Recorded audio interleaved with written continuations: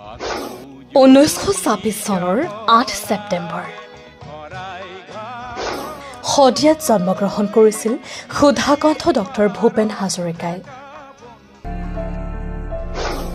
দেউতাক নীলকান্ত হাজৰিকা আৰু মাতৃ শান্তিপ্ৰিয়া হাজৰিকা। মাত্ৰ 10 বছৰ বয়সত ভূপেন হাজৰিকাই জ্যোতিপ্ৰসাদ আগৰৱালাৰ ইন্দ্ৰমালতী ছবিত প্ৰথম গীত গাইছিল। 13 বছৰ বয়সত ভূপেন হাজৰিকাই কুসুম্বৰ পুত্ৰ নামৰ প্ৰথম গীত ৰচনা কৰে।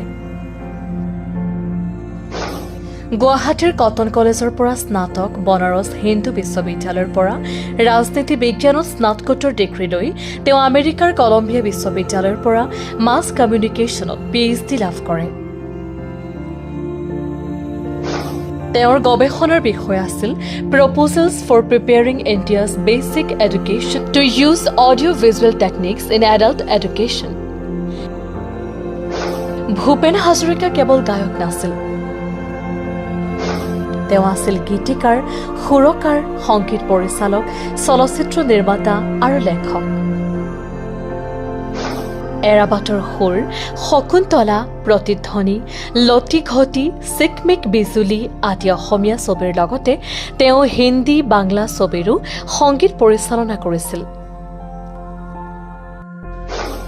ৰদালি ছবিৰ সংগীতৰ বাবে তেওঁ ৰাষ্ট্ৰীয় বঁটাও লাভ কৰিছিল।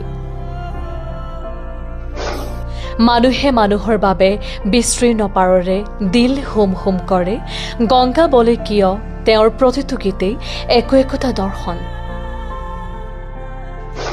তেওঁ গীতৰ মাজেৰে মানৱতা, ভাতৃত্ববোধ, সাম্যবাদৰ কথা কৈছিল। ভূপেন্দ্ৰৰ গীতত ব্ৰহ্মপুত্ৰৰ গভীৰতা আছে, হিমালয়ৰ বিশালতাও আছে। তেওঁ লোকসংগীতক আধুনিক ৰূপ দি বিশ্ব মঞ্চলৈ লৈ গৈছিল। তেওঁৰ কণ্ঠতেই অসমীয়া জাতিয়ে বিচাৰি পাইছিল নিজক।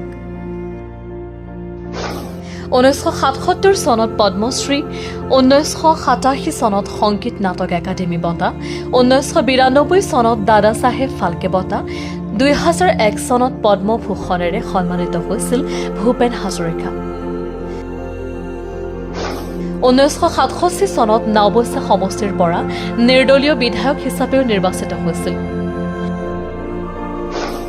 2012 চনত তেওঁক মৰণোত্তৰভাৱে পদ্মবিভূষণ আৰু 2019 চনত ভাৰত ৰত্ন প্ৰদান কৰা হয়। 2011 চনৰ 5 নৱেম্বৰত মুম্বাইত 85 বছৰ বয়সত তেওঁৰ দেহাৱসান ঘটে।